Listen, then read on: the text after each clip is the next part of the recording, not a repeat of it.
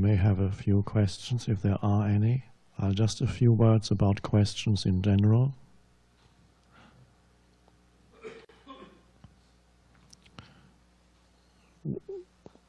There may, by the way, be more questions than answers here.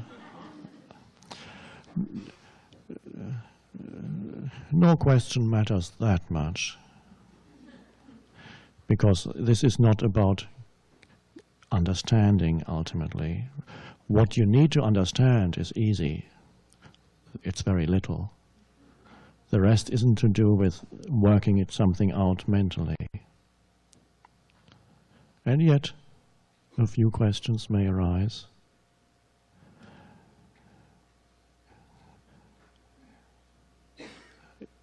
I would encourage vital questions that concern yourself, or maybe somebody close to you, or your practicing of presence, the arising of presence in you, or the obstacles to the arising of presence in you, or the pain body. Questions like that, vital, immediate, true.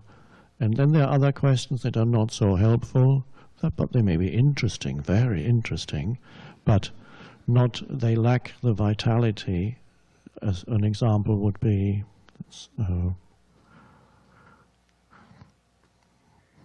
please explain the difference between your concept of presence and the Buddhist concept of sunyata. It's interesting, but it's a thought-based mind question, and if we were here for many weeks, maybe we could address that.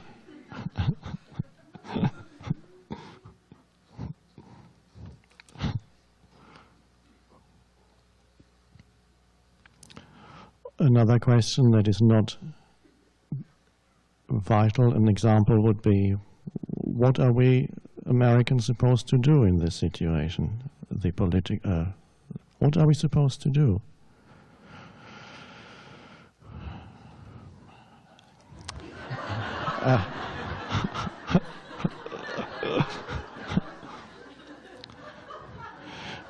Now, if President Bush came in here and asked that question, it would be real.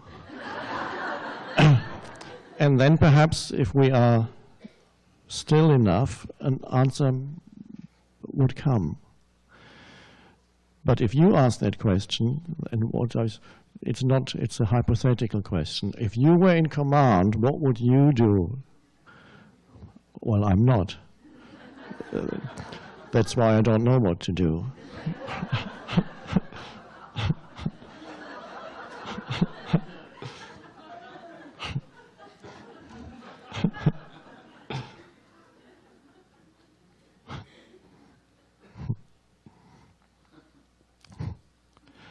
Somebody who doesn't like public speaking handed me a question earlier, so I'll start with that one. And this is somebody, so quite a few people may have a similar question, so it'll be. Most questions, if they are vital, will be helpful to almost everybody. The answers, if there are any answers, will be helpful to everyone. Can you talk about community, sangha? That's the Buddhist word for community. Would you suggest meeting in small groups to practice together? And what would we do exactly?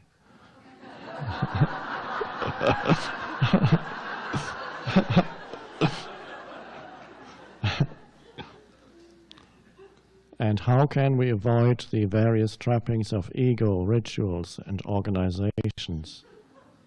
Thank you so much for your teachings. Thank you.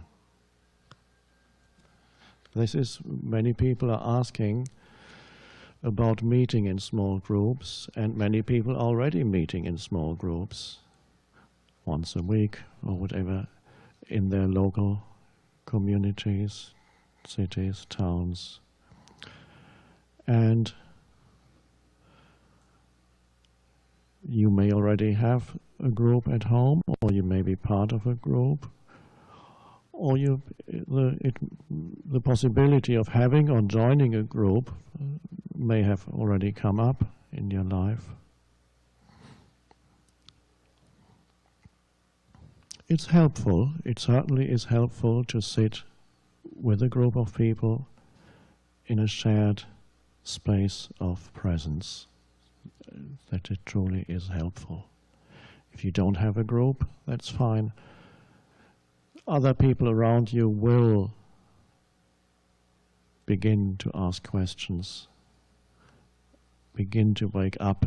As you are waking up, others around you will begin to wake up, and you may well find yourself having an informal group. You never wanted to set up a group, and suddenly there are a few people around you who are also waking up. And so you get together occasionally, and it can arise naturally without any prior planning. That's possible too. And the best things arise in that way. Or you may have a slightly more formal setting where you open your home and invite people who have read the book to come and sit together. And there are various ways then of doing this. It's not so much a doing, but the least risky way of doing this is to invite people in, sit together in stillness for a while.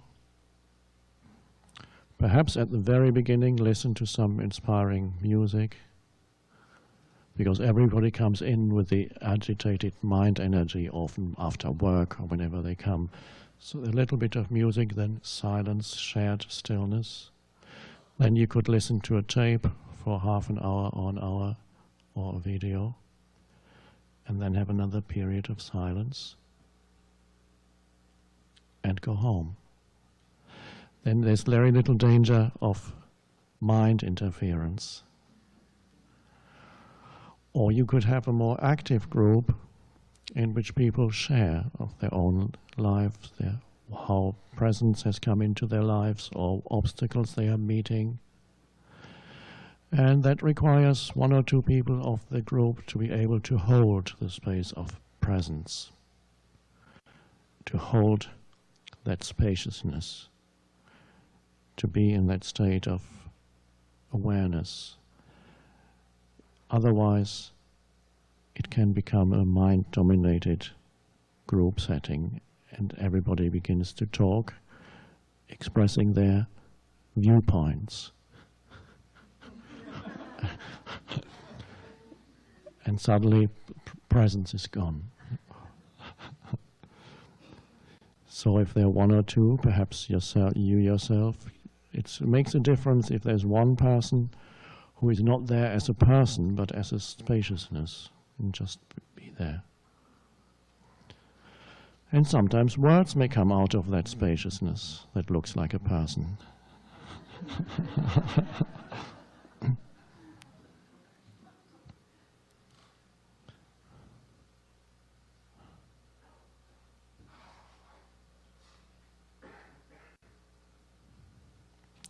Not to be careful that it doesn't become a social gathering. There's nothing wrong with social gatherings, but most social gatherings are dominated by mind.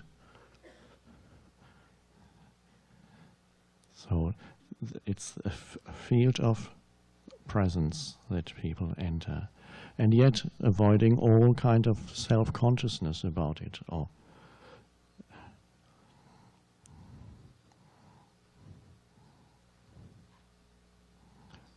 some people like to have candles, others don't want any paraphernalia. Ritual was mentioned here. Some people like a little bit of ritual. My only ritual is the bell. There are candles. Some people will like it. Some people will be turned off by it.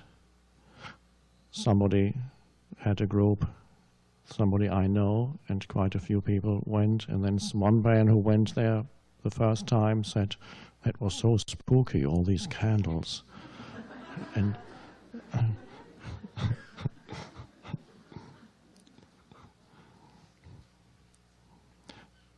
keep ritual, don't overdo ritual, then simple.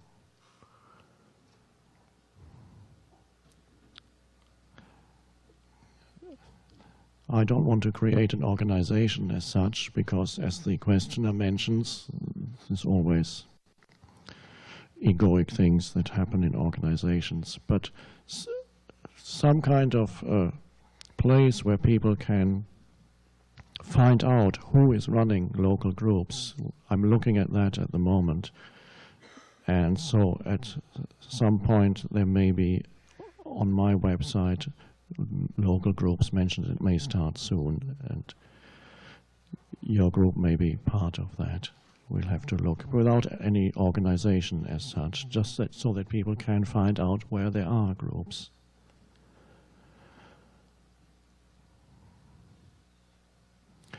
But even if you have no formal group, as you are awakening, there will be people around you who are also awakening. And so almost inevitably, some kind of community does arise, even if there's never anything formal. If you're working one-on-one, and perhaps you're already a counselor, or do some other kind of work with people, on a physical body work, or whatever kind of work, you may find that more and more presence comes in and takes over. And you enter that state whenever you sit with someone or be with someone. And for any counselors, as you already probably know, the main qualification to be a therapist, an effective therapist, is not, I would disagree with Freud, who said, you need to have understood your own dreams. That's helpful too, but you need to be able to listen, truly listen. Anybody who can truly listen would be already effective as a counselor. And true listening means a state of complete non-conceptualization, labeling, judging, complete openness. In the same way that you look at a tree,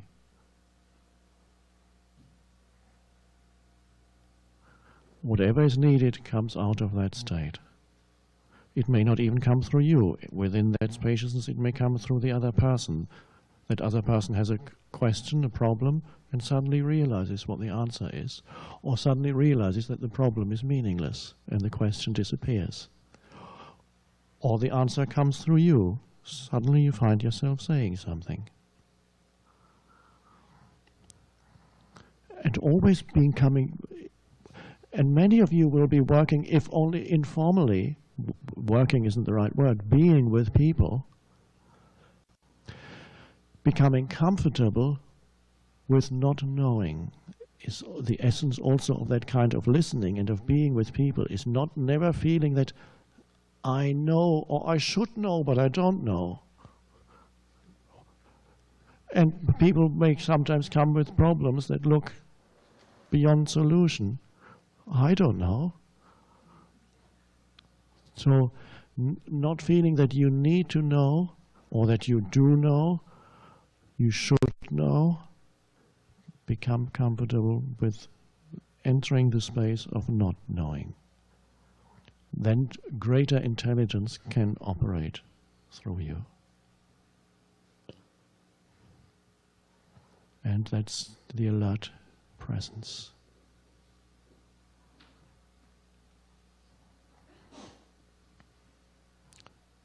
You only know what is vital for you to know, or for that situation. You won't know more than that. And you won't know it beforehand. And probably afterwards you'll forget what you said.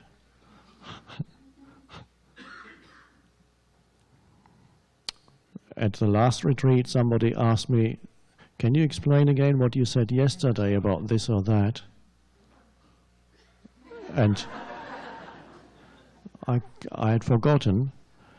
And that person hadn't quite understood, perhaps was a little bit hard of hearing and hadn't understood. I had already said it, but I couldn't remember what I had said. But somebody in the audience remembered it and said it, and then I repeated it, and everybody laughed. Because when these words came out of my mouth, they were not fresh and new, they were lacking aliveness. I repeated the same words that I had said the previous day, but because somebody reminded me what I said, they came out of my mouth again, and they were so flat and lifeless that everybody laughed. And that is the truth that you remember. It lacks the power to transform. It lacks transformative power when it comes from memory. And if it arises out of presence, it has transformative power. And it might be, whatever you say, may be very simple. And yet there's a power to that.